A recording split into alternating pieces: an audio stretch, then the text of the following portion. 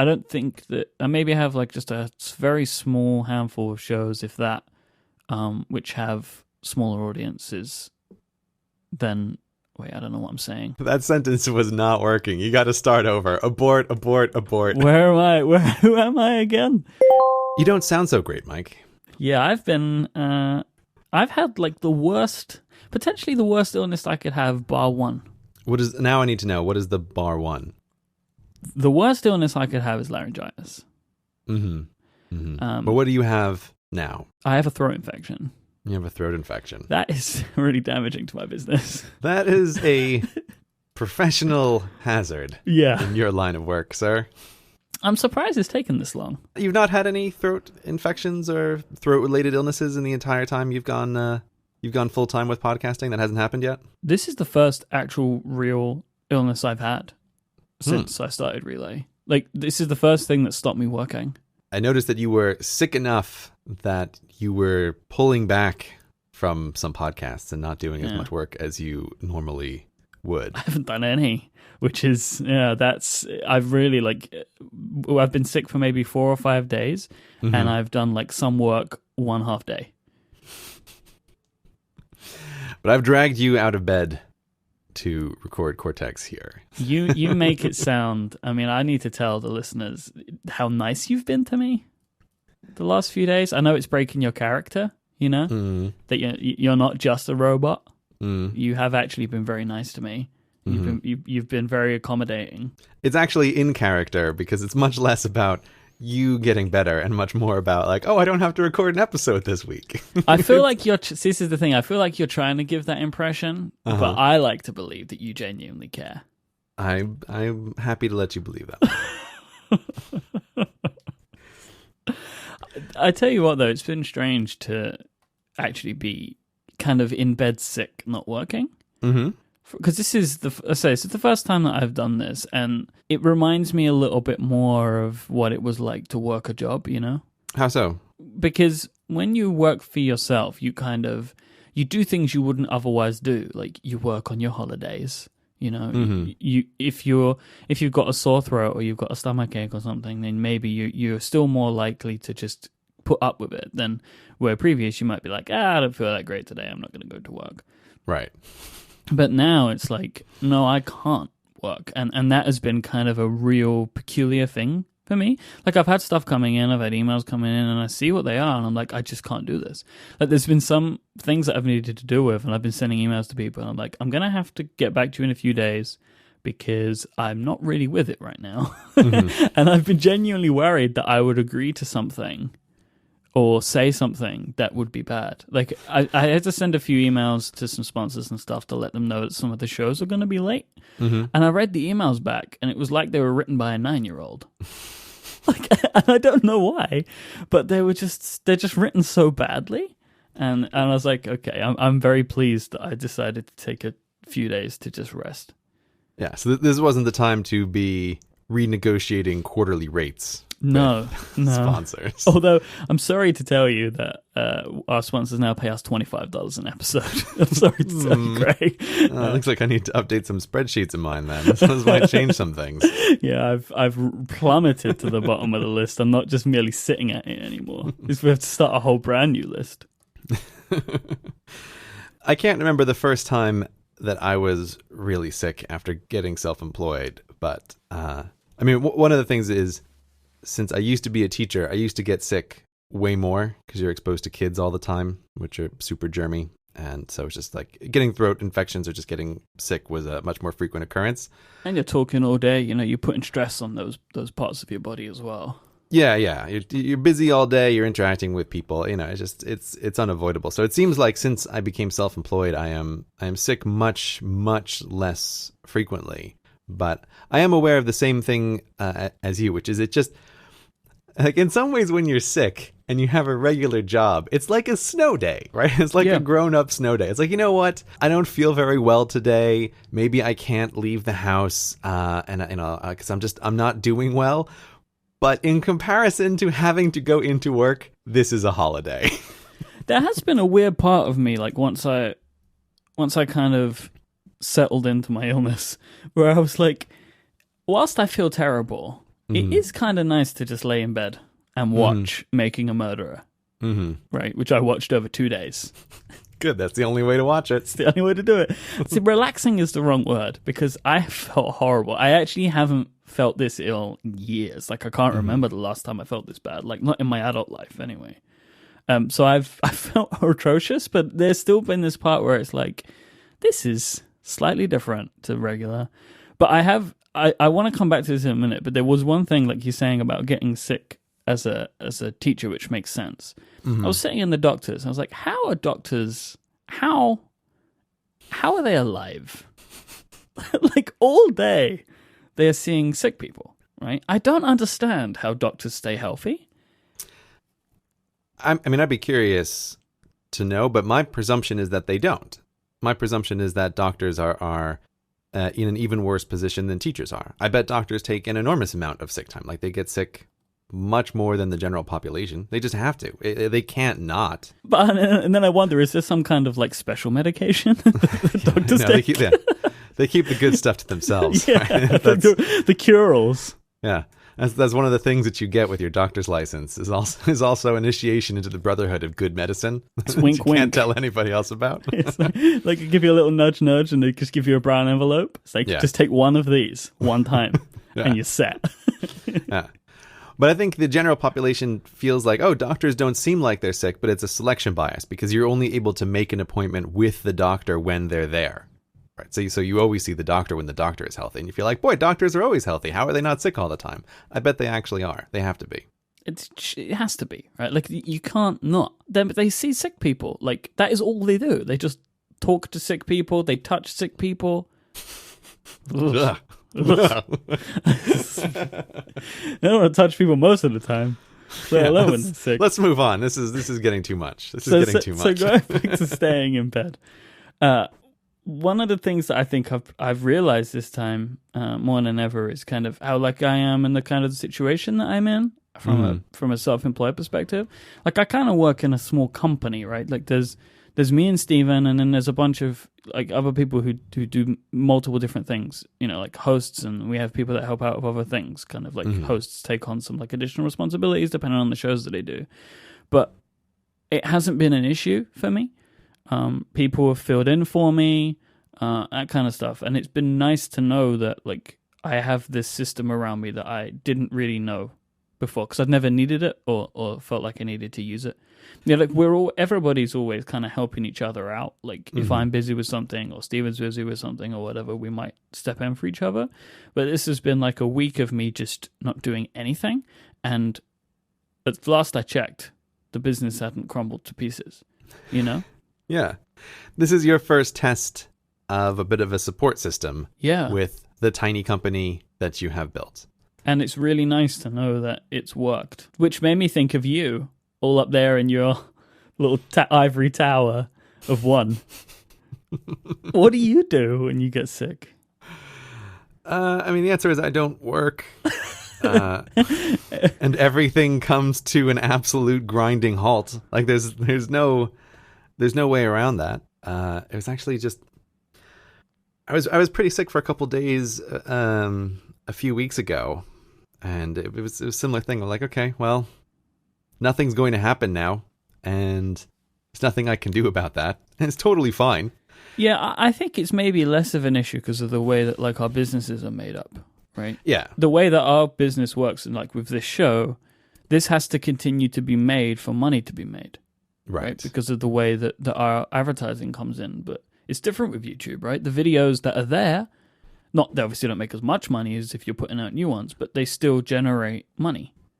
Yeah, that is definitely one thing that I like about having the YouTube videos up on YouTube, is it provides a certain amount of semi-passive income. I haven't tested it too long. I mean, there has to be some kind of half-life for if I don't upload videos in a year, the average daily views have to be going down. I think the worst thing you could do is think about trying to test that. You would push that too far. Like a year. Yeah. If I'm sick, it's not really a huge deal because I intentionally try to remove as many deadlines from my business as possible, which is one of the reasons why Cortex is always slightly annoying to me, because you and your schedules and your deadlines, it's like, what is this thing in my life? I have to be here at a time. It's got to like, oh, Mike, you're just so insistent about this. Whereas everything else is like, hello, internet, we'll get it out when it comes out. When's the video available? When it's done. Like that's how I try to arrange things. I feel like you must have known that this was going to be the case, though, when we started this. Or at least you feebly thought you could change me. Yeah, I don't know what I was thinking back then. I was probably sick when we first started talking about doing this, and that's how you got me to agree. There's something I think about is like I'm just really aware that deadlines and me, we don't get along. I know there's a whole very large group of people who always talk about how they can't possibly get anything done unless they have deadlines to motivate them. And I find that I am just the absolute reverse. That the more deadlines there are in my life, the less I end up tending to work. Like deadlines are anti-motivators for me. Oh, I hate deadlines, but I don't think of the schedules as deadlines. It doesn't. Still deadlines. You got sponsors. You got people waiting for you. They're deadlines. The deadlines built into that. Yeah, I mean, I can see why you would see them like that. But to me, it's just the knowing that if I didn't have these things on a calendar, there would never be anything done. That's a bit of a different thing. But anyway, like I guess the point that I was just trying to get is like this sort of goes along with being sick. And one of the best changes I made for my own psychological life in the history of my own self-employment here was when Patreon bought out Subbable, which was the platform that I was previously using to do crowdfunding. When that transition happened, I had an opportunity to change from automatic monthly billing of the people who are supporting my YouTube channel to changing that to only manually billing them when I actually upload what I consider to be a quote real video, whatever that means in my head. Right? Yeah, I can see how much that will have helped you. And I mean, here's the thing: like there's no doubt that I made more money under the old system, right? When it was like month by month, and like you're automatically billing someone. But holy God, did that just add an enormous amount of stress and anxiety to my life that I really did not want. and so like man, I debated it for a little while whether or not to make that change, and I am so happy I made that change because it felt like it eliminated this constant deadline from my life. It made every summer feel really guilty if I was traveling with family instead of working on other stuff, because you just know like, man, when the 30th rolls around, people are going to get billed whether you made something or not, like if you got it up in time. And it's just, I hated that. So I am so happy to have it this way now. Did you feel kind of guilty? Well, I mean, like, people knew there was no guarantee that there was a video being made. Yeah. Like guilt is not the correct feeling. It was just a constant source of anxiety. Yeah. And we've talked about this before, right? Which is that when you are working for yourself, it is very hard to separate when you're working from when you're not working, personal time from business time. It's very hard to do anyway, which is almost certainly why when you were laying in bed, partly on death's door, part of you was also thinking, this is kind of nice because I'm forced to not work. Yeah. Right? Like something else is forcing you to let it go. There was nothing I could do. So it's like, you can just not worry about this for a few days because you have no option. Like if you get up and try and go to that computer, you will fall down before you get there. Right. You're going to make a mess. Yeah. It's going to be awful. And so when the billing was just monthly, anytime, like as soon as the first of the month rolled around, I just always had this anxious feeling of like, I have to try to get something up now. And until I have something up in this month, it made it just impossible to not be thinking about work. And not in a like a productive way, like, oh, I'm this amazing machine, like doing all this work because I have this gun to my head every month. It was just horrific, unwelcome, stress-inducing anxiety. And then in situations like when we're talking about now, if there was a time when I just couldn't work, or like family needed me or wanted me to be available, or I was sick or something, it was just awful. Like I really hated it. So this is a case where I was very happy to switch to a system that's like, I will make less money under this new system and I will be so much happier. Let me tell you the real benefit for this illness though. Mm-hmm. Because I'm on a diet right now, right? I'm trying to eat better. Oh, yeah. I've lost 6 pounds this week. Illness is great for weight loss, I have also found. Yep, I am sitting proud on the scales right now. I weighed myself yesterday, and I was like, yes, illness, way to go. This is amazing. I should get infected more often. I'm so proud of you. Well done, Mike. Yeah, it brought me many weeks ahead. So I'm very happy about that. And I hope that I can keep this weight as it is. Thank you, illness. It'll come right back. This episode of Cortex is brought to you by Squarespace. Start building your website today at squarespace.com. Enter the offer code Cortex at checkout to get 10% off. You know Squarespace. They're the ones that let you build a professional-looking site regardless of your skill level, no coding required. They have intuitive, easy-to-use tools that make your website look and feel exactly how you want. I know when I moved cgpgrey.com to Squarespace, I was pretty happy with the way I could tweak it to get it to be just the right shade of gray that I wanted. Squarespace uses state-of-the-art technology to power your site and, importantly, ensure both stability and security. They're trusted by millions of people and some of the most respected brands in the world. Their templates are stunning, and in this modern age, they all have responsive design, which is super important. It means that if you load up a Squarespace site on your gigantic 27-inch iMac or your iPad Pro or your iPhone 5, it's going to look fine across all of those sizes. It's going to scale to the size of the screen. You don't want to have to design totally separate websites for each and every size. That's crazy. Squarespace just handles it for you. Squarespace has a ton more features, 24/7 support with live chat and email. They have teams around the world so that there's always someone on call. They have a commerce platform so you can add a store to your site. You can build great-looking single-page websites if you want to have a portfolio. If you are a developer and you really want to get in things, you can check out their dev platform, which lets you monkey around with the code if you are so brave. So start a trial today with no credit card required and begin building your website immediately. Just go to squarespace.com to get started.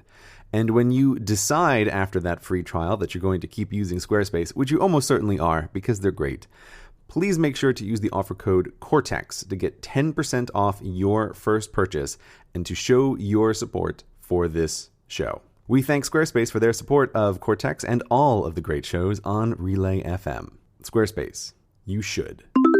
So you hit a milestone, I think it was last week sometime. And you crossed 2 million YouTube subscribers. Yeah. Is this a cause of congratulations? Like, I have and will congratulate you, but do you see it as something like that? Is it a badge of honor, 2 million? I'm glad the number's going up. Once you hit 1 million, hooray! But like, then is it like the next one? Is it 5? Like, or is every million as exciting as the first million? If I could start over again, I would celebrate every doubling from one subscriber. That's what I would do. Man, that would be a lot of celebrating.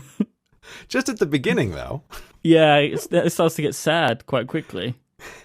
That to me feels like the much more natural celebration point, is a doubling. Because a doubling is not based on any number system. It's like, okay, you have twice as many as you had last time that you had the celebration. That seems like the way it should be. But like, this is not to belittle 2 million, right? Because that is like it's one of those numbers, that you can't even comprehend.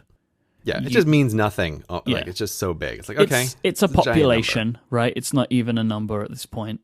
Like, you can't group that amount of people together. Like, it's an incredible number. Yeah. But it's like, it's the whole thing of you end up getting, and I had this a lot when working in finance. Like, you get numb to numbers after you're around big numbers for a while. Like, you see these huge numbers and it doesn't really mean anything anymore. Yeah, and you worked in a bank, so you must have just seen numbers with crazy zeros on the end of them. Just like, oh, okay, billion here, a billion there. It starts adding up to be real money after a while. Like, I just wondered that, because obviously I imagine that when you hit 1 million, that was a real cause for celebration. I've got to imagine. That must have felt like you really achieved something. Okay, so yes and no. But this starts to get into some of the particulars about like the way YouTube does this. And so yes, I was super glad to hit 1 million subscribers, but it's been very clear over the time that I've been doing this that, I don't know, YouTube algorithms or like the way the system works has changed. And so it's very hard to have a real idea of this thing that I have 1 million of now is the same as when I had 200,000 of it, just times 5. Yeah, like I don't know how much you can explain this, but the longer that me and you've been working together, the more attention I pay to YouTube. I watch more YouTube videos, and I just pay more attention to what's kind of going on there. Mm-hmm. And I look at people's numbers more, and your numbers seem very atypical to what I see with other people. See, now I don't watch very much YouTube, so you need to explain to me what you mean by that. So, like, you have 2 million YouTube subscribers, mm-hmm. and your videos very frequently top 1 million and more. Mm-hmm. Right, so you put out a video and it's like 1 million or 2 million views, mm-hmm. depending on how popular the video gets, and you have some that are way more than that. But on average, it seems like you get at least 50% that number. But, yeah, I'd say like 1 million feels like an average video now. Yeah. If I got lower than 800,000, I'd be sad, and if I get more than 1.5 million, I'd be pleasantly surprised. So like 1 million is like your average, right? Right. Looking at that. But I look at people now and I see like 2 million subscribers, 100,000 views, or like 200,000 views, or 500,000. Mm-hmm. Or I see like someone with 16 million subscribers and their videos get 3 million views. Or people that have the same subscribers as you and their videos are like in the tens of thousands. And I don't feel like I fully understand how YouTube works. Yeah. Because I know as a person coming to YouTube, if I click that subscribe button, I want to watch the majority of videos that are going to come in. Like, I don't subscribe to a lot of channels. There are some where I subscribe to them and I pick and choose. Mm-hmm. But it just seems that there is a real kind of disparity amongst the accounts that I look at between what those two numbers mean in a way that doesn't really seem to make sense in my brain. Like, because I'm coming at it from podcasts. It's even harder to tell subscribers and downloads in podcasting. But our numbers stay pretty stable, and that really doesn't seem to be the way that YouTube works at all. When I started with YouTube, it was very clear what a subscriber meant. It meant someone had pressed that button, and the way YouTube was set up, when that person went back to YouTube, they would see a list of all of the channels that they had subscribed to and the newest video from those channels. So it was very, very obvious and very easy to see new stuff as it was coming in.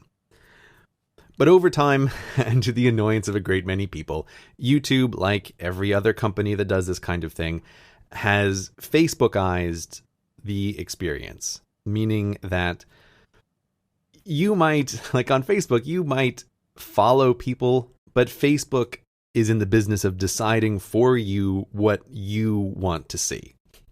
And so they use algorithms to determine, oh, you seem to interact with this person a lot, so we're going to show you more of their stuff. And you don't interact with this person as much, so we're going to show you less. Like Facebook does that, YouTube does that. I'm getting the impression from some angry people on Twitter that Twitter has made some motions in the past few days towards this. This is like an inevitable law of large media companies, that they want to switch from systems where you are telling them how you want to see things to systems where they are algorithmically determining for you what you're going to see. And so now when people log on to YouTube, they have I think it's called like what to watch. And that is YouTube's suggestions about what you want to see. I've got to say, though, that what to watch. I do watch a lot of videos that come from there. The algorithm does work. Like, I find lots of videos that I want to see from that suggestion. Oh, yeah, don't get me wrong. YouTube has some incredibly smart people working on that algorithm. Hey, have you heard of Google? Yeah. It's like, I'm not saying that it's bad at what it does. I'm just saying it's a different system. And I genuinely think that for something like YouTube, you can argue that it's a better system. Do I like it better as a creator? No. But does your average viewer probably watch more YouTube because of their algorithmic system? They have to. I'd be shocked if they don't. Like YouTube is obsessed with this notion of watch time, like how much time do people spend on the site?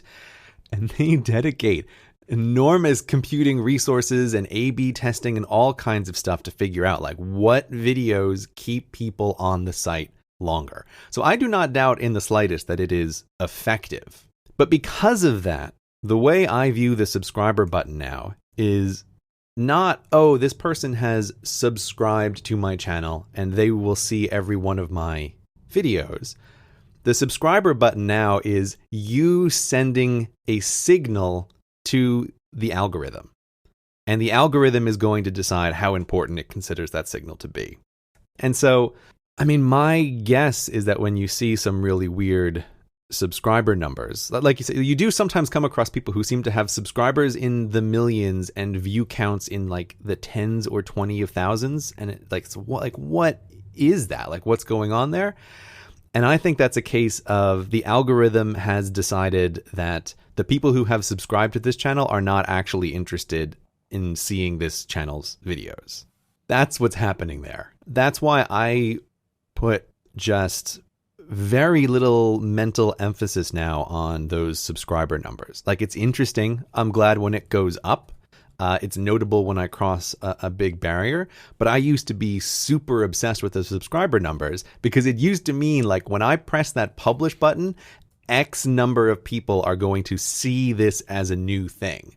And now I know that when I press that button, what really happens is almost certainly YouTube, just like Facebook does, is like testing with a random subsection of the number of people who subscribe to me to see how many people click on it. And then based on that, it might recommend the video to a larger subsection of the number of people who subscribe to me. Like, that's kind of what I presume is going on behind the background. And that's just a totally different feeling than like, man, when I press this button, 2 million people are going to see a thing. That's not what happens. And so it makes that 2 million number feel very different. Now it's almost like that number is a theoretical upper threshold of market exposure, right? Like that's what the subscriber number is in some ways. So if the number's going up, it's an indication to you that there are more people to see it.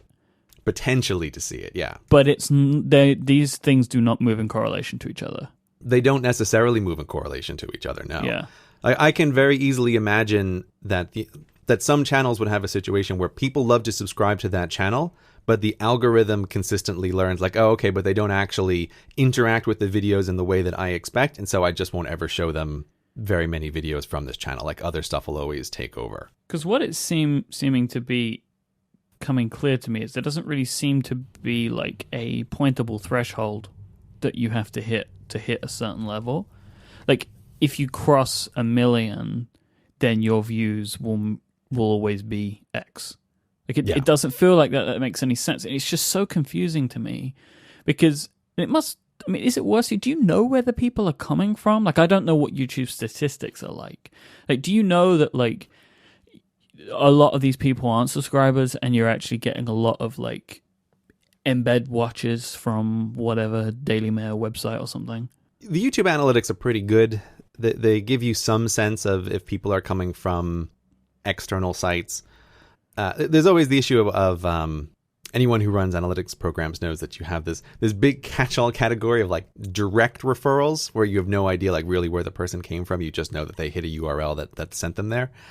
YouTube does the best that it can, but I always, whenever I have a chance to talk to anybody who works at YouTube, what I want to know is how many of my subscribers saw this on their screen when they went to the what to watch section on YouTube. Right? Like, I want to know what % of people were even exposed to this Or what % of my subscribers have asked for email alerts? That's the one number they don't want to give you. And I can totally understand from YouTube's perspective why they don't want to do that. They don't want channels, I imagine, being quite irritated to know, like, what do you mean you only tested this with 1% of my audience and then sent it out to 5% of my audience because it didn't do very well? Like, I think people would get quite angry about that if that's what's going on. I hear that stuff and it's like, it makes my skin crawl. Well, it makes your skin crawl because Facebook's whole business model is putting those numbers right in your face. Like when I upload something on the CGP Grey Facebook page, Facebook is always like really happy to let you know, like, oh, you have 20,000 fans on Facebook. We sent this to 100 of them. Would you like to pay us more money to send it to more of the people who are fans of your page? It's just because, like, I don't work in that world. Because I assume that maybe YouTube is doing something like that as well, right? Which is why you don't get all of the 2 million every time, right? Yeah. And it's just the difference for me, and with you with the podcast as well, is that people that click the button to subscribe to our shows, they get every episode. Like, right. They choose whether they listen to it, but like, it comes to them. Mm-hmm. But then that's like the crazy thing to me. It's like, of course it does. You've shown the intention. You've pressed the button, and then it comes to you. Like, there are just all these weird things that YouTube seems to do. Like, sometimes I get push notifications for people. Like I have a couple of channels that I like to get notified about when a new video posts. Mm-hmm. But sometimes I don't get those notifications. Right. It's like, and at that point, it's like, what are you doing? Like, I've gone an extra step now in trying to ensure that I see these videos, but you're still not telling me about them. That one, like, I can't wrap my head around.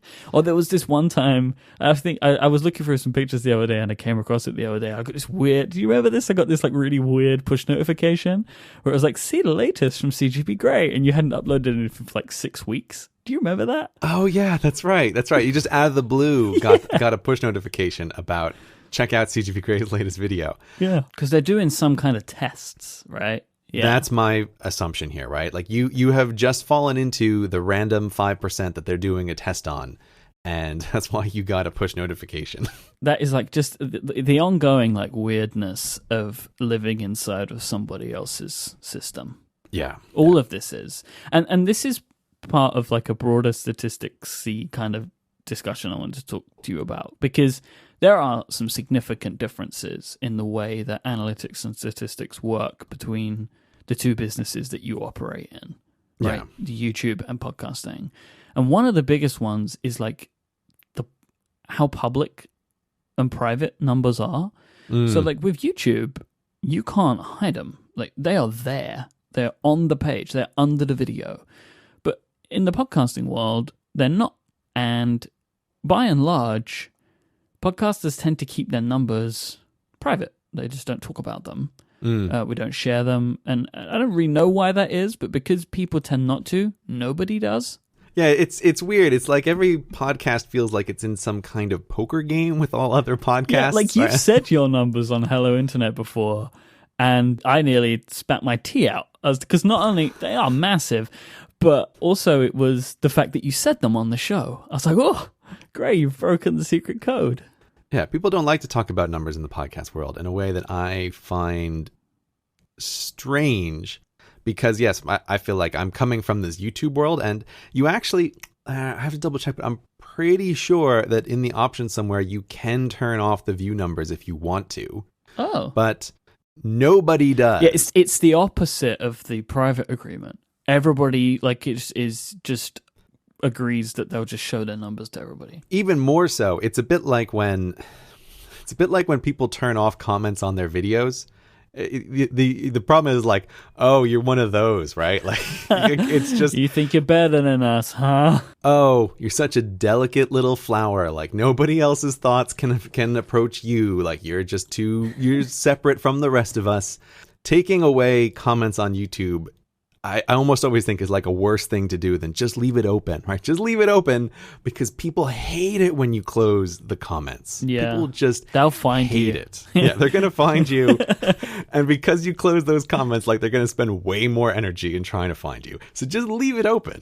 It's just a funny cultural thing. I have only once seen someone do the no comments thing well, which was this YouTube horror series called Marble Hornets, which is a Slender Man like fan fiction horror series thing. This is like an obscure corner of the internet here. I don't understand any of the words, but carry on. I'm gonna carry on. Slender Man is like this internet monster, and these bunch of guys were making like a little video that had Slender Man like hunting them down in every video, basically, and they were uploading them to YouTube, and they disabled comments for sure, and I think they disabled the ratings, and it was one of those things where it's like, oh, okay, you have made this experience feel different because I can't leave any feedback on this video. This video is just like this thing that exists here. And so then if I want to discuss this, I have to go somewhere else. And then it kind of fosters like all of these communities around those videos discussing what's going on. Ooh, I just Google image search Slender Man and I don't feel very comfortable anymore.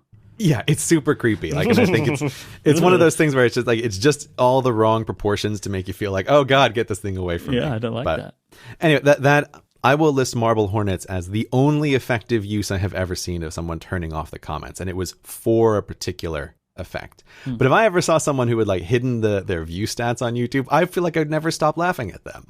It's like, oh, okay, that's the way you're going to do this. All right. I don't really know why it started, like in the podcasting world. And I think because it wasn't public, people just didn't. Why would you talk about it? Yeah. So everybody now just doesn't talk about it.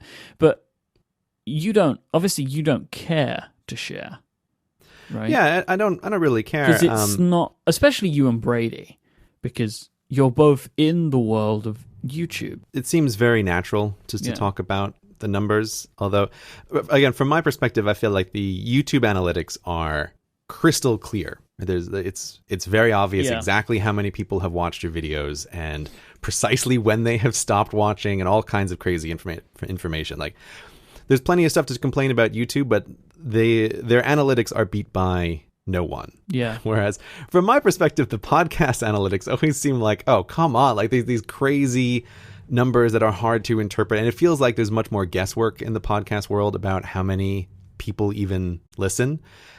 Because it's a bit of the reverse problem where like sometimes if someone subscribes to your podcast, there can be a podcast player on their iPhone, which is downloading the episode diligently every week, but the person never listens. It could be dead. They could be dead, but their iPhone is still downloading your shows. And then there's also just some weird stuff where I am convinced that podcast analytics don't capture people listening from the web in an accurate fashion. So I always feel like the podcast stuff is just crazy. It's just all over the place. When people ask me about Hello Internet now, I say it's like, okay, my 99% confidence interval is like, okay, we have 200,000 listeners plus or minus 50,000 listeners. That plus or minus number makes me shudder. I can't imagine that margin of error. I don't understand why it is the way it is.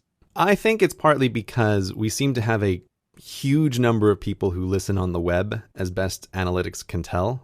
Like our show, it's not as big as Hello Internet. It's sizable. I'm not going to tell you what the numbers are. I was going to say, you're not going to discuss the numbers, No, Mike? I'm not going to talk about them. Why I can't do it. Why? I just can't do it. You know why? You know what? You can't do it because you are from the podcast world. Yeah, exactly. I can't talk about it. I'll be breaking the secret code. But our numbers are sizable. They're very large. Mm-hmm. And they're relatively stable. Like they're going up, which is great. So thank you, everybody. But they don't differ by like 20 or 30,000 a week. Like that doesn't happen. I mean, there have been times that have happened, and I'm continuing to try and build my case for the scheduling as the reason for this. One day I really hope that you just test Hello Internet on a schedule and then the variant stops and then I win. But until that day, I'm going to carry on fighting the good fight. But yeah, that 50,000 swing, man. Yeah, that freaks me out. That would keep me up at night. You're lucky you do YouTube videos. Yeah, but you see, the reason why I think I'm also very happy talking about these numbers is because a plus or minus 50,000, so a spread of 100,000, to me, a spread of 100,000 doesn't even register on YouTube scales. Exactly. Right? Like, that's like, YouTube scales is spreads of plus or minus 5 million. Yeah. If I had a comparative spread on a show, I would honestly lose sleep at night about it. I talk about these numbers and we talk about the subscribers on YouTube because this is one of those cases where I think you need to figure out what statistics really matter and what statistics don't. And I used to place a huge amount of importance on YouTube subscribers as a statistic that I followed. And now I don't. I hardly think about it. And quite frankly, the 2 million thing really snuck up on me.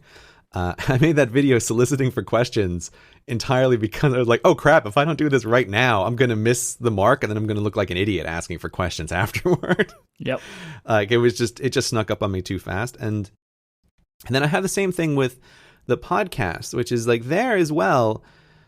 Listens feels like a number that I should be obsessed with, but I just really don't think about it very much. Like I don't think those are necessarily, I don't care to follow it on like a week to week basis. It's not something that I focus on. And I think it's very easy to get lost with following metrics that don't really directly impact anything. Like it's very easy for, and I don't know, I see people do this sometimes, where like people are super obsessed with how many followers they have on Instagram or Snapchat or like whatever the newest social media thing is. And I always feel like, okay, but does that number translate to anything with your business? Like I can't imagine that it does. And I even have data to back this up. Like I'm approaching 100,000 followers on Twitter. Are you? Yeah, it's like 93 something now, I think. Do you know what I just did? What? This shows you that I'm not really in the right mental state. I just opened Tweetbot to search for you, to look at that. And in the search field, I typed the word Twitter. so I'm looking for @Twitter to see how many followers they have instead of CGP Grey. There we go. There you go. Back to full health. Mike's not fully back yet. He's 60% of the way here, folks. Treat him gentle today in the comments. Yep. Hi. So I want to mention this as a thing, which is like people talk about, it's really important to promote your business on social media. And I now find myself in the position that I have more followers on Twitter than most people who are trying to promote a business are going to have. But I like to do tests on Twitter with sometimes like track through URLs to see how many people click on a thing, how many people like retweet this or whatever. And like I can tell you, even with a huge amount of followers, like the number of people who click on a URL is very small. I think people end up thinking a lot about visible statistics because they're visible and they're easy to track. I see people think, how can I increase the number of people who follow me on Twitter or whatever? And I'm like, okay, it's an easy thing to conceptualize, but I don't think it really matters in terms of promotion as much as you think it does. Like with something like social media, the relevant question is, do you enjoy this? Like, are you having fun doing this? Mm-hmm. And if the answer is no, I'm like, well, then this is not a super effective tool. And with a minimum amount of tracking, you can see very fast that obsessing over these statistics is not going to help you at all. It just doesn't matter. Because trust me, a dude with 10 times as many followers on Twitter, if he tweets out your link, it's not actually that big of a deal almost all the time. Like, it just doesn't matter. I've definitely learned this over time. Like, if we have something, like if we're selling a t-shirt or whatever, if you tweet about it, you'll get some people, but you got to talk about it on the show. Like, that's how people find out about it. It's when they find out about it from the show. That's where the actual audience is. Yeah. And it's like, comparing the amount of Twitter followers I have to listeners that we have, like, it very rarely even nearly matches up in either up or down. Like, it just doesn't make any sense. Yeah. Like, a lot of this stuff, it's like, they're just a bunch of different numbers. And I look at a lot of different numbers and just see how they move. But there's no way to correlate a lot of these things together. And I think that's one of the key things that you learn after doing something like this for a while, is that you just want to see the numbers moving. in Right. one direction. And that will help you know something. But Yeah. there's no way that you can say, and it goes all the way back to what we we're talking about right at the start of this conversation, that those subscriber numbers mean you're going to get that amount of video views. Because it just doesn't mean that.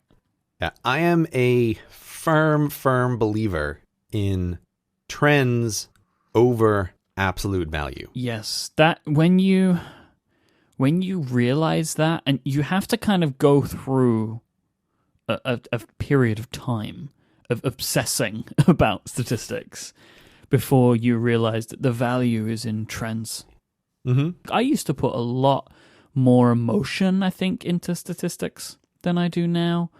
Have you ever really felt that way? Like, have you ever looked at the numbers and like really obsessed about them and thought like, this means it's good, this means it's bad? No, not in terms of video views or anything like that, because I just feel like I have grown up so stewed in internet culture that I am very aware that effort and quality are not necessarily related in terms of success in the way that people might want them to be. That is so nicely put. I have never had that feeling. And sometimes I've been in a few situations where I feel like I'm talking someone down from a cliff when they have a thing that is very high quality, but just isn't catching on for some reason. Yeah. So it's like, but that's not how this works. It's like, yes, you might have put 100 hours into this thing, but that doesn't mean that it's going to be super viral on the internet. Like, that's just not how it works. Nope. It's never worked like that. It will never work like that. But people want it to as soon as they get into the game of making stuff. However, the only time I was super obsessed with statistics, as I mentioned before, is when I was trying to switch to YouTube full time. And then I had a spreadsheet that was tracking progress to 200,000 subscribers that I filled out and looked at every day, and was looking at the numbers and the projections for how long is it going to take to hit this number. Like, then I was super obsessed, but it's because I had a goal and I had a day by which I had to hit that goal. Otherwise, I was going to be teaching for another year. So then I was super obsessed. But after that, like, I have a whole lot of spreadsheets that track a whole lot of things. Really? Which might be a surprise to some listeners. I would never have guessed. And I do track things, but now it's almost entirely on a monthly basis. That when a new month rolls around, there's a bunch of things that I do. And one of those things is I update some of the spreadsheets. And I like to look at a lot of the stuff in my business on a 12 or 24 month average rolling time frame. That's a big time frame. It's a big time frame, but it's the only way to smooth out something as irregular as the YouTube channel. Yeah. Right, because since some months I upload, other months I don't upload, sometimes a summer goes by and there's nothing. Like, I have to average out something like the revenue on that business over a 24-month time frame, because otherwise the numbers are just crazy. It's just because the differences between a month where I do something and a month where I don't are enormous. Yeah, I feel like I check our statistics on a kind of a less regimented basis. So I check every show once a month to just plot them into a spreadsheet. And there are some shows where I check them more frequently. And it's not, I don't feel like I obsess on them. I just look at them and go, okay, like we're tracking. Yeah. But I used to like really fret over them. Why did you fret? This was a lot earlier in me doing this. This was before Relay. I used to check the numbers like multiple times a day of my shows. See, that is fretting. That is definitely fretting. And it was really because I used to kind of equate a lot more to like, this was in the desperation phase for me, right? The same as how you were in that phase leading up to leaving teaching. I really equated like, when the numbers hit X, I will be able to finally leave my job. Although, for me, I had no way of controlling it. It was like a purely mental thing. I hadn't done the work to actually know what numbers I needed. And it really wasn't until I could have my own business before I could ever do it anyway. Like, the numbers were never going to make sense because I could never control it, right? But yeah, I used to check it a lot more obsessively.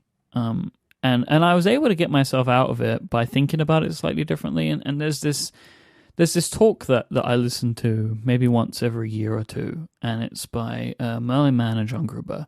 And they gave this talk at South by Southwest in like 2004. Mm-hmm. And they talk a lot about this type of stuff, like who are you making for? And what I eventually was able to transition myself into is when I make these things and create these things, I try to make them good for people that I imagine in my mind. Like specific people, like, is this person going to like this? And when I was able to kind of work to that, it helped me stop thinking about the numbers so much. I wasn't thinking about the masses of people. I was trying to think of specific people that might enjoy it. My probably top favorite writing book is On Writing by Stephen King, which is a little bit difficult to recommend because you need to have already read a lot of Stephen King books to get the most out of that. They talk a lot about that book in that talk. Oh, okay. Yeah, I was going to say, because that matches up with his notion of the ideal reader. He talks about in that writing books for his wife as opposed to writing books for millions of readers. That's a much easier thing to think about, and also changes the way that you create things. I think there's definitely value in that notion, because if you're trying to think about the audience as a whole, it's like, okay, well, guess what? The audience as a whole has no personality. And the audience as a whole, some people are always going to love the thing that you just made, and some people are always going to hate it. Like there's no direction to be derived from this thing. People are always going to sit at the polar ends. Right. Well, at least they're the ones you can hear from. All of this comes down to, I think, trying to figure out like what is it that actually matters for tracking in your business. And the lessons here are there's tons of stuff that's easy to track that is totally pointless in tracking. Right? Like social all the media. stuff that's really easy to get numbers on. It's mainly the stuff you don't need. Yeah, I think there actually might be a direct relationship with that, right? Like that the easier it is to track, the less useful it is. If you run a business, almost certainly one of the most important things to track is revenue. And so lots of my spreadsheets are various things related to income and money flow and income diversity, which is a thing we should talk about at another time, not now. But that's what I track, and I track it over a long time, and I want to just see the trends. Like I don't really care about the absolute value, but I just want to see, like, are these numbers going up? Okay, that's great. Things are fine. If the numbers start going down, then I need to start thinking about changing stuff around. But going to this notion of sometimes the most important things are the hardest things to track is I'm really aware, like with Hello Internet, that we have a big audience, but there's also some kind of crazy variance in the individual shows that I just cannot figure out. With Hello Internet, I think one of the most important things to me to be aware of is impossible to track directly. And it's how interested are the advertisers in buying more spots? That's not a number that I can put on a spreadsheet, but it's a thing that I am aware of, which is like, okay, we have this audience.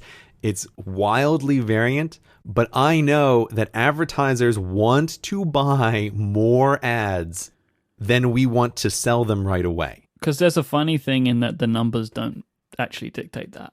I have some particular theories about like why I think it seems like advertisers get a good response from that show. Yeah, I feel like I know it, but we'll save that for another time. Yeah, we'll save that for another time. I have my own theories. But that is a perfect example of like, there's nothing I can put on a spreadsheet to directly track like this advertiser response. But I just know that when advertisers go on that show, they are very happy. And then advertisers want to block out a whole year, and we find ourselves in these conversations of like, no, we will not sell you a whole year's worth of advertising in advance. And like, that's a great thing. That's super important. But that is impossible to track in a statistically significant way. But it is probably one of the most important things that I'm just aware of like, this is a good thing. One of the hardest things about tracking that as well is there are factors that have nothing to do with you that you don't know. Yeah. There's so much that's just out of your control. Like budgets. Yeah. You have no idea what's happening in those companies' budgets. Like you might have a company that has bought your show every episode for 4 years, then they stop. You think it's you, but they just went out of business, right? Like, nothing to do with you, man. Yeah. This is something that as I have been more and more in the business of the podcasting world, I have discovered the seasonality of corporate budgets and the importance of quarters, right? When a new year rolls around. To me, it's just so, like, again, coming from the YouTube world where none of this stuff matters, that like YouTube just handles all of it for you. I'm just so aware of like the annual cycle and corporate budgets for advertising for podcasts. I kind of got my head around quarters. I'm now starting to understand annual a little bit more as well. Yeah, but it's funny to find myself having conversations where I feel like the douchiest business person in the world, where I'm like, yeah, we can revisit that in Q3. Let's touch base in the next quarter, right? I cannot believe I say things like that. We can circle back in Q4. Yeah, what have I become? Today's episode of Cortex is also brought to you by Casper, an online retailer of premium mattresses that you can get for a fraction of the price that you'll find in mattress stores. The mattress industry is a really weird one. For a long time, people have been forced into paying high prices and having a weird experience to go and buy these mattresses. You go to a dealer, they put the prices up, of course, right? Because you've got to have a middleman in the middle of it all. But also going into these showrooms, sitting on beds and seeing if it's right for you for like 20 seconds and then sleeping on it for the next 10 years, that doesn't make any sense. And this is what Casper is here to fix. Not only do they make an incredible high-quality mattress that provides resilience and long-lasting supportive comfort, they do it in a great way at a great price. Casper's mattresses are one of a kind. They have a new hybrid mattress that combines premium latex foam with memory foam. These two technologies come together for better nights and brighter days. It has just the right sink and just the right bounce. It is obsessively engineered at a shockingly fair price. Usually mattresses will cost well over $1,500, but Casper mattresses cost between $500 for a twin size, $750 for a full size, $850 for a queen, and $950 for a king. And all Casper mattresses are made in America. Casper understands that buying a mattress online can leave people wondering, how is this possible? And can raise a few questions. Well, they do all of this very simply by making it completely risk-free. They offer free delivery and returns within a 100-day period. It's that simple. You sleep on the bed. You actually sleep on it in your home, in your own pajamas, with your own bedding, and you will decide if it's right for you. If you don't like it, you have 100 days in which you can return it. Casper will pick it up for you. It is all done for free. They're shipped to you in a fantastic box. Opening them is an experience all of its own. Casper mattresses are really special and they are absolutely fantastic. You should try them out for yourself. And the best way to do that is to go to casper.com/cortex. You can find out more information there, but you'll also get $50 towards any mattress purchase by visiting that URL. It's casper.com/cortex and use the code Cortex at checkout. Terms and conditions apply. Please see casper.com/cortex for details. Thank you so much to Casper for their support of this show and Relay FM. All right, so talking about millions of views, there was this whole hubbub in the YouTube world, which is so funny that I kind of sit on the very sidelines now. So like I see these things start to pop into my life a little bit more. YouTube drama. Yeah. And a lot of my friends found out about this because of you. Mm-hmm. I don't think I would have found out about it if it wasn't for you. And it's this whole thing about React videos, and I don't want to get into the whole business of it. I am assuming you and Brady will probably talk about this at some point, maybe. But I'll put some links in the show notes to people if they want to find out exactly what is going on or had gone on with this. Here's the thumbnail sketch for anyone who's just listening now. Has no idea what Mike is talking about. Yeah. Basically, two very popular YouTubers put out two videos that were hilariously tone deaf and super corporate. And the YouTube world reacted very, very poorly to these. And lots of people were putting out videos complaining about what they had done or the way they had done it. It was kind of a big pile-on. And I came to this very late. But as soon as I saw those two videos, I was like, I cannot not make my own videos about this. Right. And so I did. Yes. In an evening that will go down in history, I think, for CGP Grey, it's one of the most, like, out of character days I've seen from you. You always say this about things being out of character. Yes, but they're in your... If they're you, they're in your character. If I do it, yes. I get it. But Okay, you adapted your character that day. No, Or- this was just all right. waiting to happen. Yes, okay. It was only a matter of time, blah, blah, blah. But the reason I wanted to bring this up is that how long did it take you to create these 2 videos? Okay, so I went back and took a look at the files, like when did the file creation time happen? Because I was curious to know myself. And essentially these 2 videos together, to make both of them, took me less than 40 minutes to make, from start to finish. All right. As we sit here today, they're about a week old and have accumulated together close to 2 million views, right? Making this the single most profitable 40 minutes of your entire life, right? Yeah. I think it is quite probable that is the most money I will ever make per hour of anything that I've ever done, now or in the future. Right.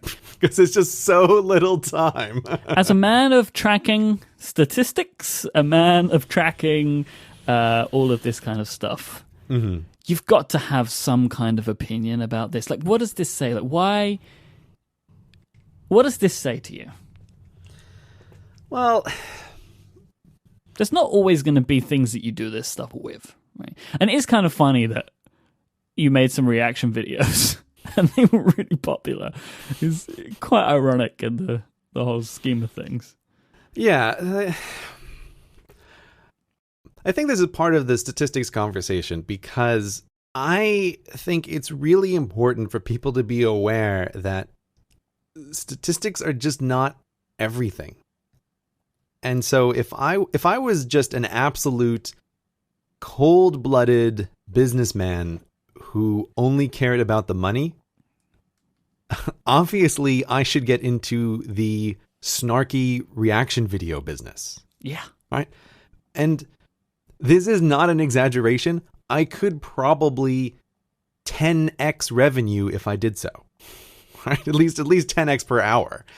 Yeah. Because it's these videos took no effort to do. Everybody loves a good bit of drama and a good bit of an internet fight. Like, internet fight, everybody comes along, right? And they want to see what everybody has to say about what's going on. Like, these are very popular things. There are always enough internet fights to get involved in to sustain a business. Yeah, I mean, the thing is, there's this whole bizarre, funny subsection of YouTube that I mostly stay away from that is entirely devoted to YouTube drama. And then, of course, everybody knows, like, a pack of drama llamas, like, they just draw more drama llamas, like, and it brings its own energy and audience, and, like, these things feed on them. So there is a whole economy built around this kind of stuff. And it's hugely popular. Like, it's just crazy. And that's partly what these videos, like, stumbled upon a little bit. It was like, okay, CGP Grey got in on the action too, and everybody watches the video. So yeah, so, like, from a business perspective, it's like stupid not to make more of these. But this is where, as I always said, like, I am trying to build a life that I want to live. I'm not trying to make a company that maximizes revenue under all circumstances all the time. Yeah, that's a really good way of putting it. I don't want to make reaction videos all the time. I don't want to follow YouTube drama. Like, I just don't care. I don't care almost all of the time.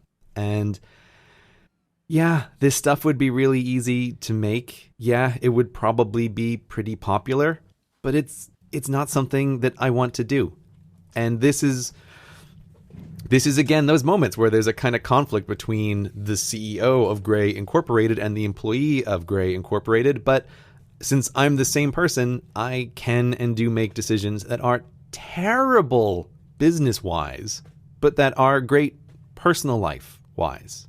And I think it's incredibly important to be conscious of that kind of thing, like to be aware of, don't make business decisions that you won't be happy with. Like, I would hate doing nothing but this.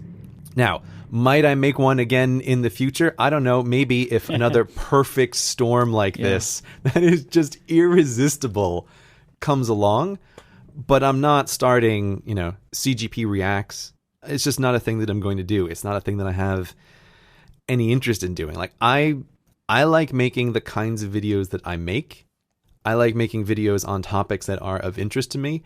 And I am just such a lucky bastard that there is a large enough audience of people who are interested in the kinds of things that I make that I can do this for a living. There's no reason that should be, but it happens to be, and I am the lucky benefactor of that. But, you can, and people do, strategically go after big, popular audiences of stuff. Well, people have different goals. Like, it's the same thing for me. Like, there is a style of podcasting that seems to be extremely popular, which basically sounds like it's made by public radio. All right, yeah, the NPR podcasts. Yeah. And the Gimlet podcasts, which all sound the same. Yeah, and I've dabbled in some stuff which is stylistically close to it, but I could try and go further in that direction. I could try more and more projects, but it doesn't interest me as much as the stuff that I do. The people talking thing. That's the stuff that I like. It's the stuff that we make. It's the stuff that we commission. Like, this is my thing that I enjoy. Like, this is what I like to do. Consider myself a very, very lucky person that I get to make what I like to make and people like to listen to it. And I get paid to do it. And that's awesome. That's how I feel. There are people that feel differently, but they're just motivated by different things, right? It's not wrong. They're just motivated differently.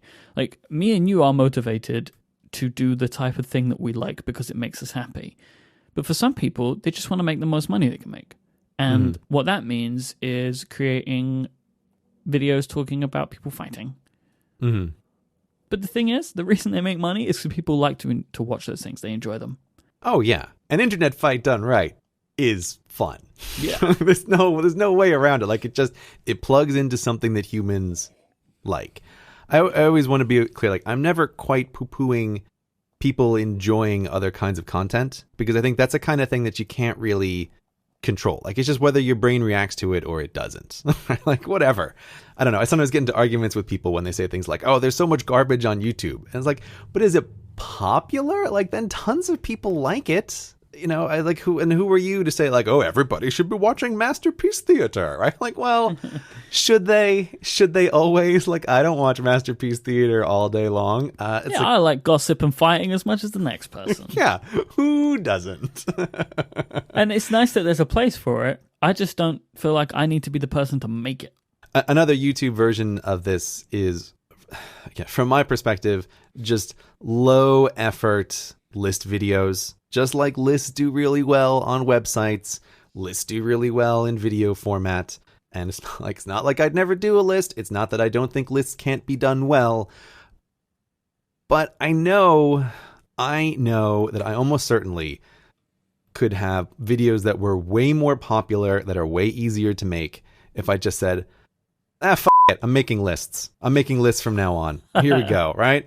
10 amazing places you've never heard of. 7 things your body does you won't believe, right? And it's like, stuff's really easy to do. It's like, it's not hard. And the siren song of it is, it's not hard, and it almost certainly would be very popular, like way more popular than what I'm doing now. But I also know, like, I just don't want to make those. That's not a thing that I want to do. And yeah, the business would love it, but I would not. I would not love that. And so you just have to be careful. Like I said before, I keep track of these graphs of like business revenue over time. And like at some point, these graphs are going to level off, right? It's just like at some point, YouTube subscriber numbers will level off because there are only so many people in the world, right? Like there's only so much value that I can create in a day, in an hour. But when I come to those points, like I know and I'm very comfortable with the idea of like, oh, okay, revenue's leveled off, viewers have leveled off. I'm going to be totally fine continuing to do what I do.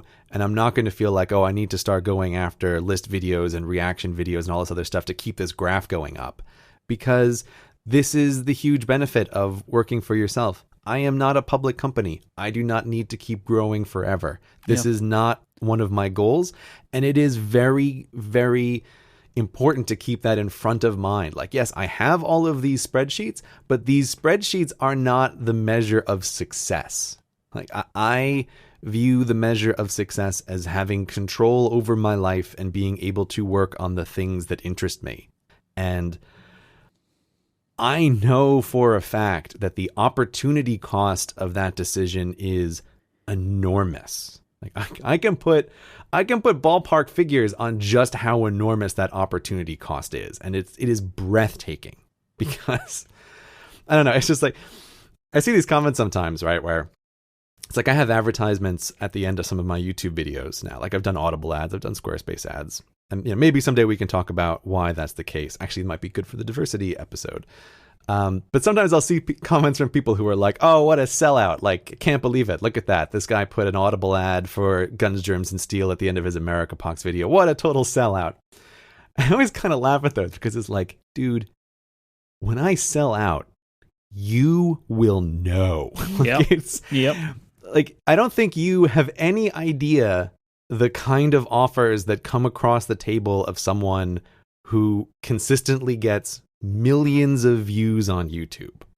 Like, I say no to tons of things that would make me a lot of money for very little effort because I don't think that they're good decisions in the long term, and because I think that they would make me unhappy to do. I've said no to a lot of stuff, and it was a little bit harder in the beginning because you feel like, am I an idiot? And trust me, sometimes there are offers that come along where it's like, hi, we're a gigantic car company. We will pay you an enormous amount of money to make a video about our car. And I was like, oh God, I'm going to say no to this. Like, that is a huge check. But I am going to say no. But I am going to wonder for a day or so, like, am I an idiot? Am I just a moron? Hi, I'm CGP Grey, and I'm here to tell you about why this new Ford car is amazing. Yeah, I mean, that's basically what you get pitched sometimes. Yeah, I mean, when people see that video, that's when they'll know that you're done. Yeah, that's when it won't be like, oh, he's sold out. Like, you'll know. It's fine. And, everybody does have their price, right? But like my price is at this stage is like, can you pay me enough so that I never have to work again and can live a life of luxury? Then I will do your car company commercial. Like, then that's fine. Then we can have a discussion maybe. But it's so important, especially if you are the only person in your business, that you have to balance all this stuff of like, not only what will make me money, but like, what will I also feel okay doing. I don't think I've told this story before, but the hardest decision like this that I ever had actually came literally the week after I had quit teaching. So I was brand new, just on my own, self-employed for the first time. And as you are in that situation, terrified that you might have made the worst decision of your life. A little desperate too, right? Yeah. You feel like you're suddenly living on the edge. Yeah. Right? You don't know where money's coming from. And it's this moment of like, oh God, my own life is in my own hands. Like, I might have just totally messed this up. Yep. And in particular for reasons I've alluded to in the past, like I also, in the process of leaving teaching, like might have totally screwed myself out of being able to get another teaching job. But that's on the side there. But so the week after I quit my teaching job, I had a phone call with someone from a large publishing company. And they had this offer for me, which basically went like this. We will write you a check that is more money than you have made in the last 4 years right now if we can use your name on a book about fun history facts that you won't write, but that we will sell, and you just mention it on your YouTube channel that there's like CGP Grey's Fun History Facts book, that this exists. God. Feels like a golden goose, right? At that stage, like where you are, like that's your security for the next 4 years. That's exactly what it was, right? It's like someone is going to hand you peace of mind, just the biggest safety net for the next several years. The only thing you have to do is sell your name. And it was one of these things like, man, did I get in some arguments with some people about this because I didn't like that deal. Why? I didn't like the deal because I thought, man, I don't want to have my name on some ghost written thing forever. This is one of these things with business. Like, how much of an incentive do they have to make this amazing?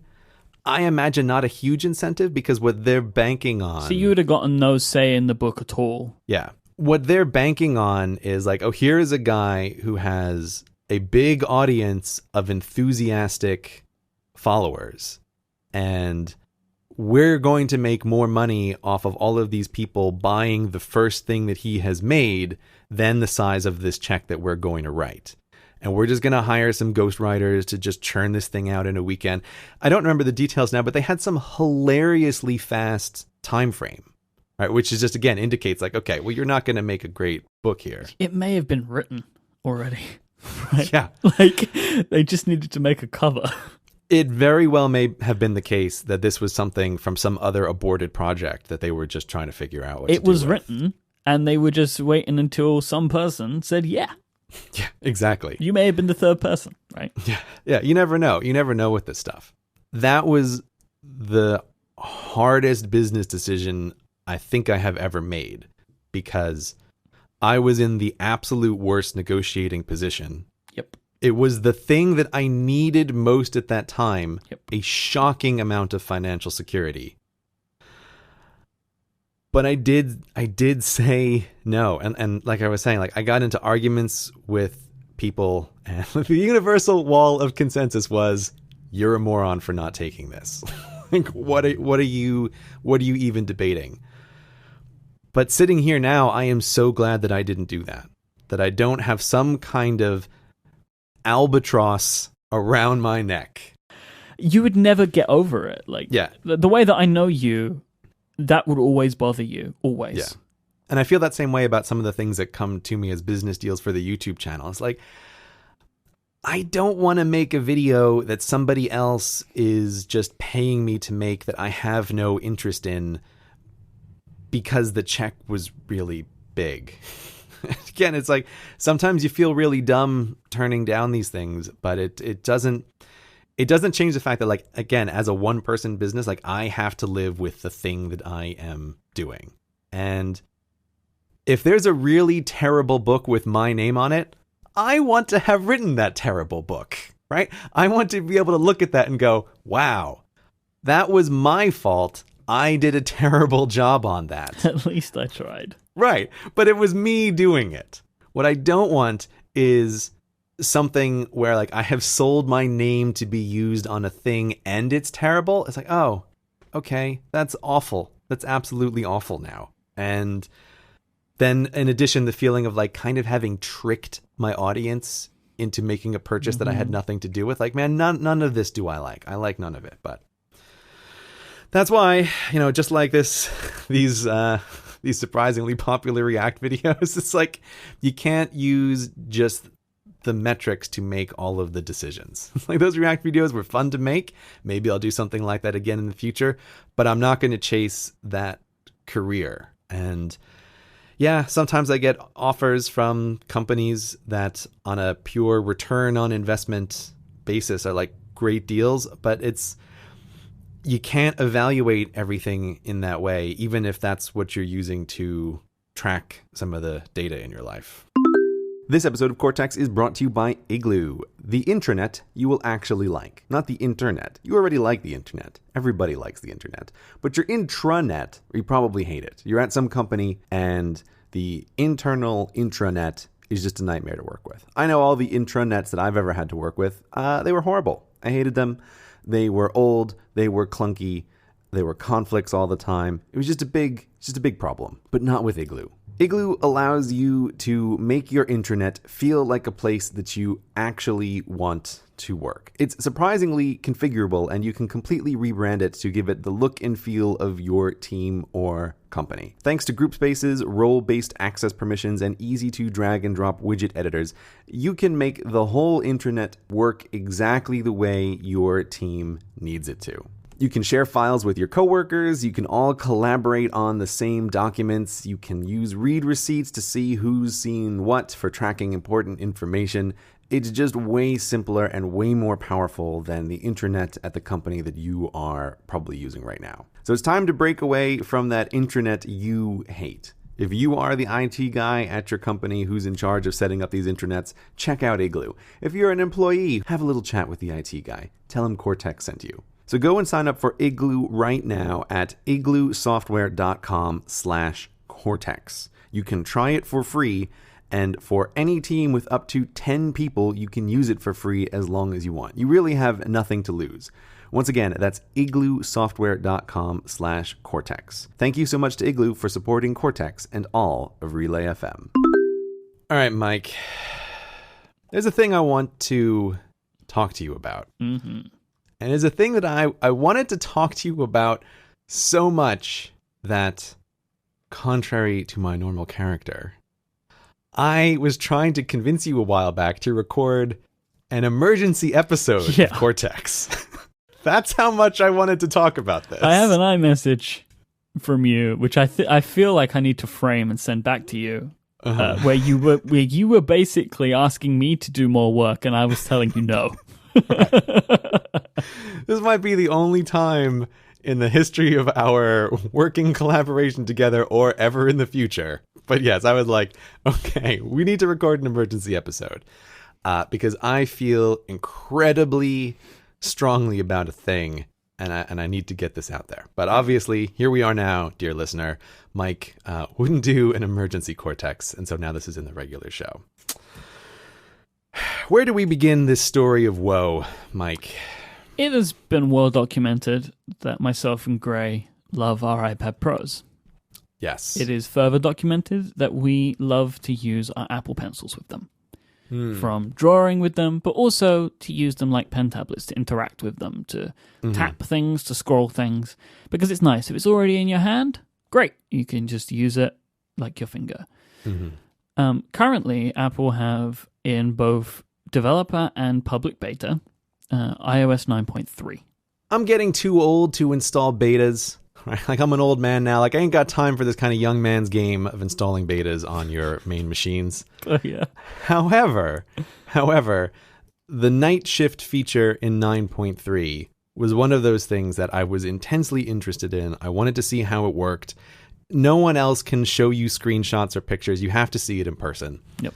And so I thought, oh, okay, let me come out of retirement, right, and install a beta on my main machine. Every time I get out, they pull me right back in. Exactly. It's always going to be something like this, but this time it's this one. And I really do mean that. Like, my iPad Pro is without doubt my main machine by miles. Yeah. It's got to be the thing that I am doing 90% of all of my computing on, including my iPhone. Same. So I installed this and I was like, oh, wow, night shift, this is great. And I was using the iPad to just read some stuff. And I was like, oh, what I really want to see is how this works with iBooks at night. I open up iBooks and I have the pencil in my hand, as I always do. And I go to turn the page in iBooks. I'm like, oh, that's weird. The page doesn't turn with the pencil anymore. Like, of course, this is why, like, it's a beta, it's a bug. And I keep using the iPad and I'm in Safari. I'm like, the web page isn't scrolling when I go to use this pencil to scroll in Safari. Like, that's weird. And then I opened a share sheet in GoodNotes, which is my handwriting application of choice. And I wanted to scroll horizontally there to get to a different icon to send a PDF to. And like, that's weird. It doesn't work here either.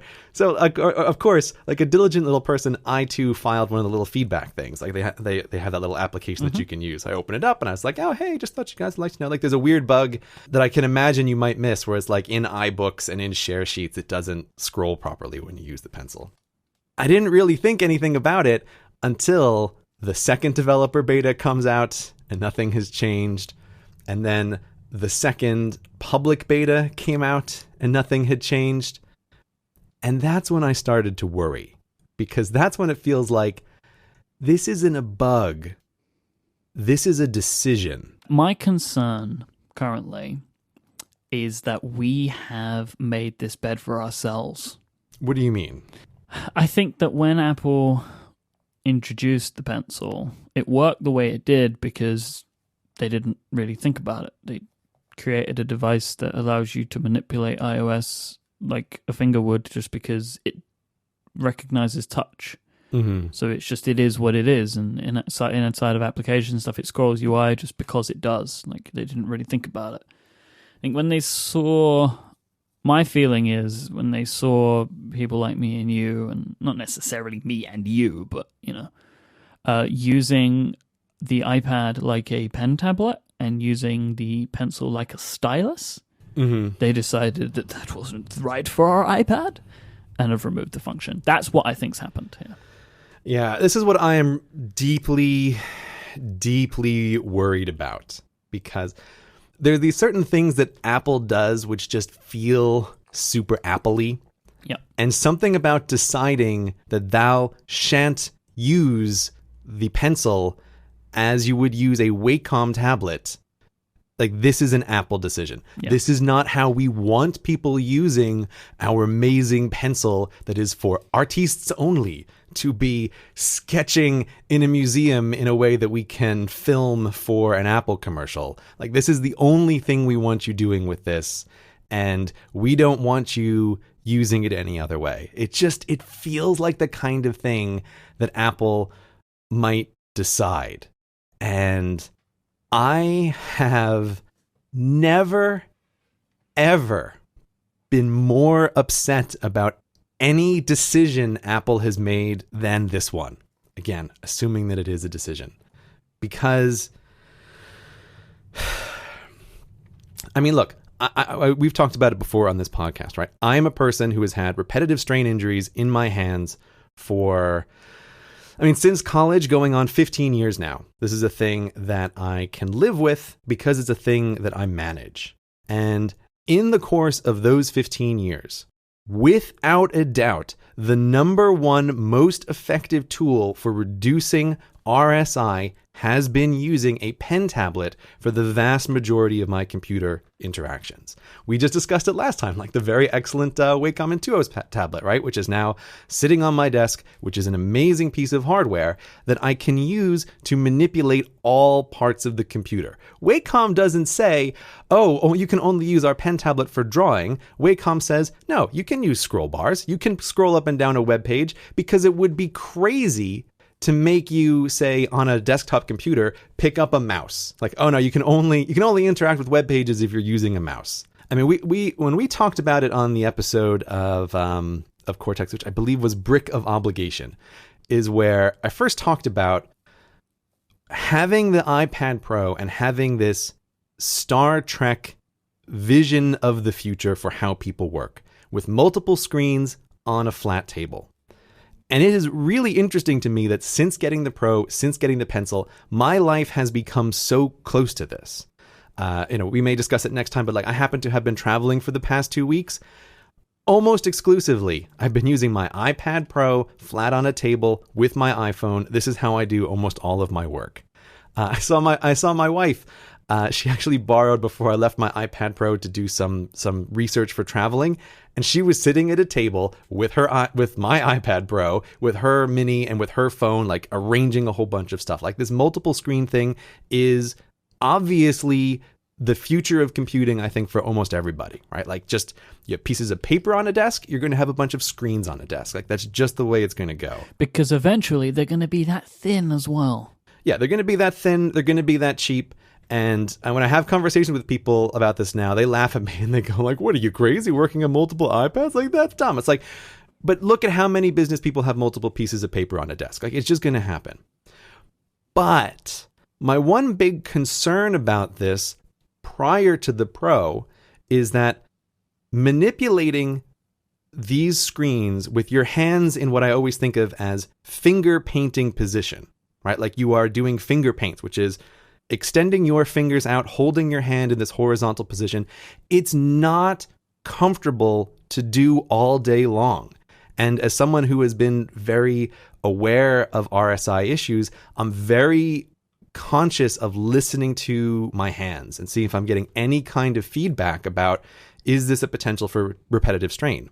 And I am totally aware that if you want to use iPads all day long, I can get repetitive strain injury from that. I have gotten repetitive strain injury from using iPads in this position. Now, some people go, I use iPads all day and I never have a problem. Like, that's great. I'm happy for you. But not everybody falls into this category. And so when the pencil came, it was just amazing to me because I thought, wow, I am looking at the next 10 years of my computing life. I can use a precision pointing tool to interact with a flat screen on a desk in a maximally comfortable way, in a way that I can do for 12 hours in a row without any problems. Yeah. And I know because I have been doing that, because I was so upset by what is happening with the betas. Like, I went through all the trouble of rolling back my iPad because I thought, man, I can't use the iPad in this hybrid way of like trying to switch back and forth between using the pen and then putting it down, or trying to awkwardly, like with my ring finger, scroll things on the screen while still holding the pen. Like, it's just an awful, awful experience. And I am really worried that if this is the decision that Apple has made, what I am looking at is the future of my computing experience and the future of the computing experience for anybody who has RSI problems or just hand manipulation problems being artificially crippled because someone at Apple doesn't want people to use iPads in this way. That's what I am just so worried about. The thing that annoys me the most about all of this is, if you didn't want it to do this, you could have just done this from the start. Yeah. You should have done this from the start. Yeah. Because you've given it and now you are taking it away. Yeah. Right? I'm sitting here like almost trembling with like fury and upsetness over this, because like, you gave me a taste of the computing future that I always want, that I need, and now you are taking it away just because. And this wouldn't be the first time that Apple's done something like this. What this kind of reminds me of is the whole kerfuffle that happened over with the Today view on iPhones when they first came out. And that was a case of like, okay, Apple allowed people to put things into this notification center, and everybody was calling them widgets and like, oh, let me build all these neat things for the widgets. But Apple clearly had some idea of like, no, this is the Today view. We only want you to use it to quickly access information about today. You should look at your calendar and you should check the weather here. But if you want to put a calculator in here, no, that's not how we envision you doing this thing. And like, they've eventually like ceded the ground on that, but it was a weird time where Apple was just, they had some idea about how they want you to do things. And it's like, okay, Apple, that's great. But if you give people tools, they're going to come up with better ways to use them than you can think of every possible way to use the thing. And I feel like this is the same case with the pencil. Like, someone has an idea of how they want people to use the pencil, but people like me, and I've been speaking to other people who use the pencil, they want to use it like it's a Wacom tablet. And I think being able to use it like it's a Wacom tablet is way more powerful than what Apple had envisioned for the pencil. And they should roll with it. Like, go with this, Apple. This is good for you. This is good for the users. Yeah. Don't artificially limit this because it's not how you envision people using your pretty tablet. Why the do I have to use my finger? Yeah. Why does it have to be my finger? Yeah. Like, I don't understand. Like, my thinking about this, so try and rationalize it. I'm assuming that they have something else that they want to do with it, right? Mm-hmm. That this doesn't allow. And if that's the case, I can understand it if they tell me. Because all I know right now is this is how it is. Now, as we stand right now, there is a strong potential that 9.3 will be released with the iPad Air 3, which will also support the pencil. So there might be more functionality coming to the Apple Pencil, which could explain why this is the case. If that is the case, whilst I won't be happy with it, I'll be more willing to accept it. But if the reasoning is purely what me and you feel right now, I consider it unacceptable. Right? I mean, look, I cannot imagine a use case that would justify this decision. No, neither can I. But it's like if they have a reason, it's something they want to do, I can at least see their thinking. Right now, it just looks like they're just being petty. Yeah. I mean, we discussed on one of the previous episodes how the pencil doesn't allow you to operate what I think of as the meta user interface, which is opening up split view, pulling down notification center, opening up control center. And we discussed on that episode, oh, that's kind of weird at first, but you can immediately see why. That if you want to do edge swipe gestures with the pencil, you can't also have it activating that meta interface, right? It just won't work. So it's like, okay, I can understand that if you have a drawing program, you want to be able to draw in from the edge. But if I'm on a web page and I want to use the Apple Pencil to scroll that web page, what the else would I be doing with that pencil on that web page? Yeah, I don't know. Like, why do you just say, no, you're not allowed to do that? Here's the feeling that I have from that is when I was running the beta, every time I tried to scroll something, I thought the iPad might as well just make an angry buzzing noise, right? Like that little sound that the Mac does when it does something you don't like. It goes, brr, brr. And I feel like, you know what? Why don't you just make the Pro go brr every time I try to scroll with a web page? Because that's the feeling that you're giving me. Oh, I opened a share sheet. I want to scroll horizontally in it. Brr. Oh, I'm reading a book. I want to scroll the page with the pencil because it's more comfortable for me to hold this pencil in my hand than to always do this with my fingers. Nope. Brr. We're not going to let you do that. It's infuriating and it feels almost aggressive towards the user because there's just no reason for it. Now, again, I do want to stress that we don't know if this is a decision within Apple, but man, when it's been 2 betas later, it certainly feels like it's a decision. We're preparing for the worst based on the fact that we know this company. And I want to just want to get this out there now. Mm-hmm. We use Apple products. We love Apple products. We know this stuff happens. Yeah, it's really annoying. We're not going to switch to Windows Surface. It's extremely unlikely because there are many reasons other than just this that we use our devices. Yeah, but that is precisely why this is so upsetting, is because I look around and there are no other options for all the things that I want to do, including transition costs, that can do what I want to do. Because it's like people are like, oh, why'd you use a Windows tablet? It's like, okay, listen, you don't understand. I don't use one Markdown text editor.